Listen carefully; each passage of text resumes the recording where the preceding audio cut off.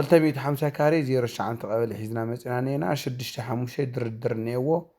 40 ካሬ ተኸታት ነይዎ 250 ካሬ እዩ ጠቕላላ 290 ኮይኑ ነይዎ ኣብ ፅቡቕ ቦታ እዩ 09 ቀበሌ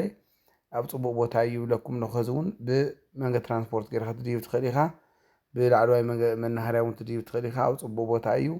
250 ካሬ ኣብ ካርታ ደሎ 40 ካሬ መደጋፍ ዝገዛይ ይካተት እዩ ማለት እዩ